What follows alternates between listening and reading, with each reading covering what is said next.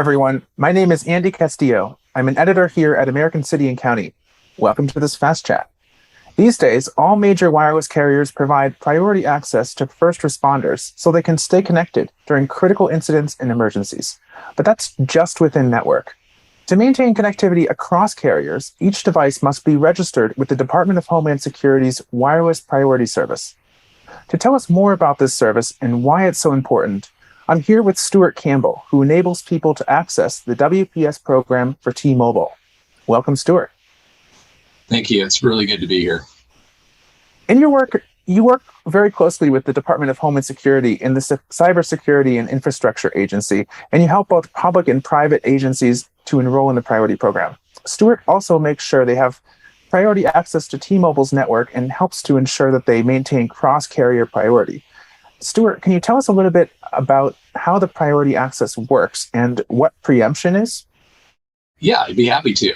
So I'm going to go back in history just a little bit here and talk about how this program came to be and why it's important. For many years, the government relied on a program called the GETS program. And what it did was, in the old days, when you had a landline or you had a home phone and you made a phone call, sometimes you'd not get the person that you're calling. Instead, you'd get a series of tones, and there would be a recording on the end of that call that would say, "We're sorry, all circuits are busy. Please hang up your call and dial again." Well, what do you do in that case, right? So what they had was, for registered people in the GETS program, they had a hard card, and that card would enable them to have an 800 number to call. It would have a personal 12-digit PIN, and then they could dial the number. So in that case, they'd hang up, they'd dial the 800 number, they'd dial the 12-digit PIN and the 10-digit phone number, and their call would be recognized as a priority call. Okay, and that's how people got through congestion before cell phones came around. And it worked really well up until the 9/11 terror attacks. And during the 9/11 terror attacks, it was the first huge mass casualty event. First responders were there, where they were using cellular phones as their primary mode of communication during that emergency. Well, all the towers were saturated because not only were they trying to communicate, but everybody who was impacted that day by the terror attacks were also trying to communicate with their loved ones and, trying to get in touch with people or, coordinate amongst themselves. And, that was recognized as a problem during that event.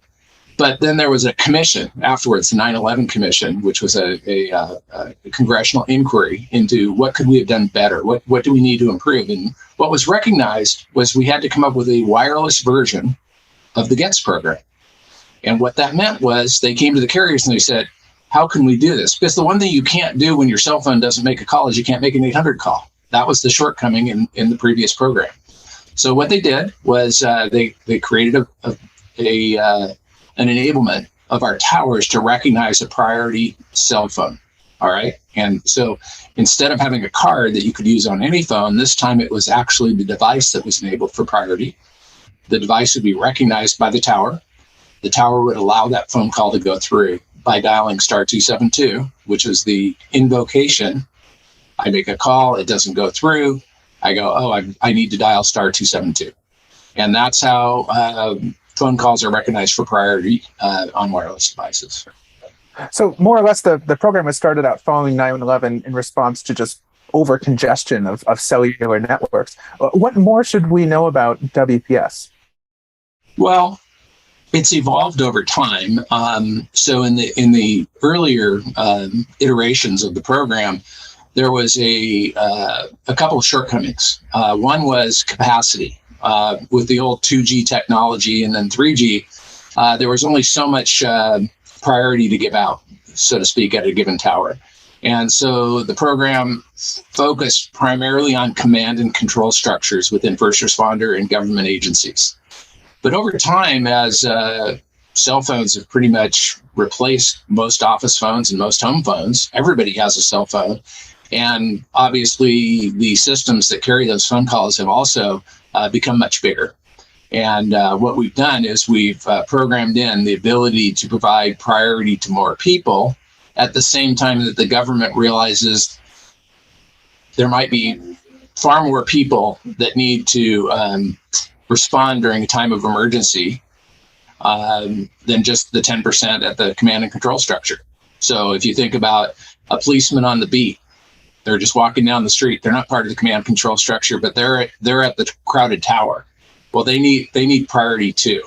So the guidance from CISA and Department of Homeland Security over time has broadened their recommendation for use, which has been overcome by two things. The one is the capacity, and two is the administration in order to provide the WPS service to more people. I think covering government for as a journalist, I've heard a lot about prioritization, especially over the last few years. It feels like carriers are really putting a big focus on it. What differentiates that from WPS? Well, there's basically carriers these days, and we all provide priority access and preemption, and we all provide WPS. So we have an equal footing. The only difference is the way that T-Mobile has chosen to recognize priority access and preemption on the T-Mobile network is different than the way our competitors have done. And what I mean by that is we decided the definition of who should get priority access and preemption fell exactly in line with what qualifies you to be a WPS user. So instead of developing a rate plan and branding it and charging for it for priority access and preemption, we just decided at T-Mobile that if you were important enough to qualify for wireless priority service with the Department of Homeland Security, you also qualified to have priority access and preemption on your T-Mobile phone. Now, once somebody's enrolled in WPS, how do they access it? Well, I mentioned this a little earlier, but star 272 is the invocation. And there's two ways that a person can invoke that priority mechanism. One is they can simply dial it. But the truth is most of us don't remember many phone numbers these days. If you think yourself on how many phone numbers you might remember, it's probably in the neighborhood of 2 to 7. Some people say they don't know any phone numbers. They strictly use their phone. So the Department of Homeland Security developed an app that's available to all Apple and Android users that interacts with your phone list in your cell phone.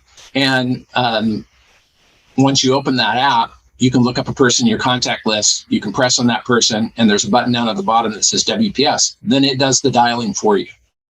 Interoperability is a huge concern among first responders. During an emergency, it doesn't matter what carrier is being used. It just matters the call gets through. Why does T-Mobile focus so much on the WPS program? I'm glad you asked that question.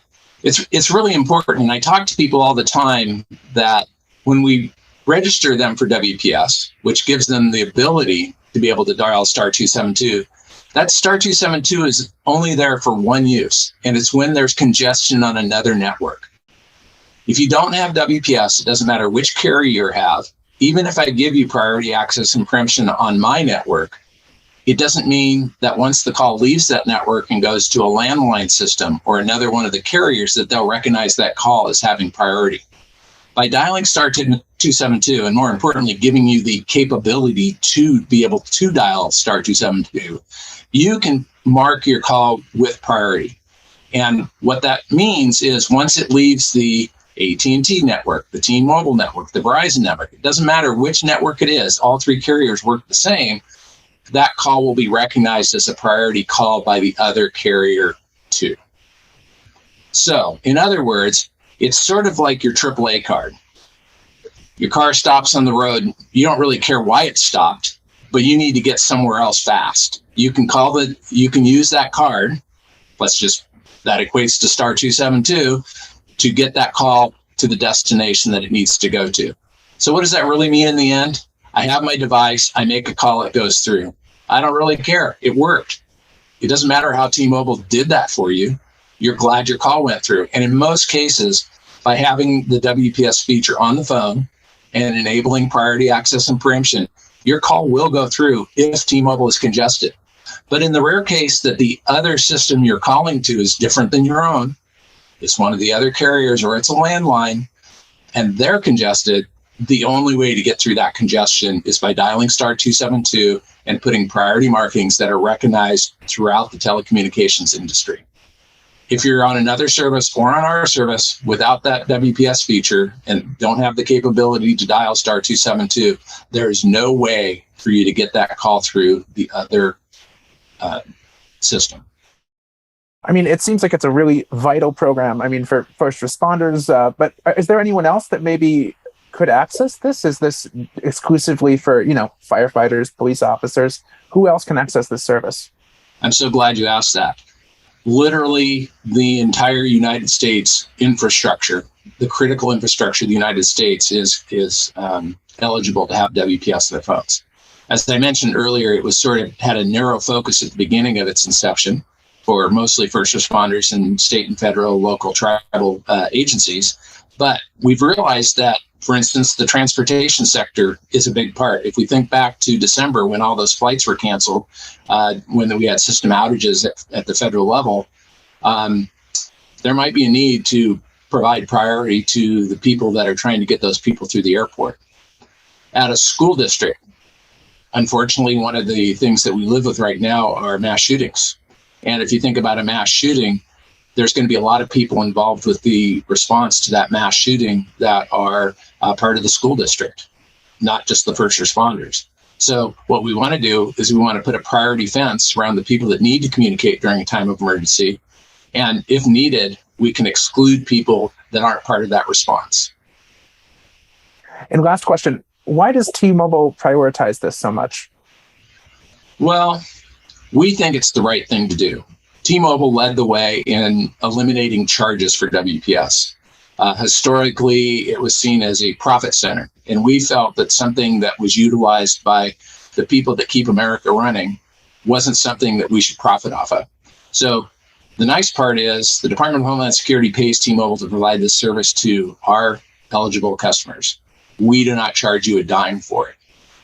And on the same note, if you have something that's available that makes your service better and helps you to communicate better during a time of emergency, we feel it's our job to get out and talk to people about how to register for it, sign up for it, and know how to use it. So that's why we have put this as one of our top priorities with the WPS program. Well, thank you for talking to us, Stuart. The WPS service is certainly an important program, and everyone who serves in critical roles should definitely know about it. I look forward to continuing the conversation. And thank you to all who are with us for this American City and County Fast Chat. I hope you'll join us next time. Thank you very much. You guys have a great day.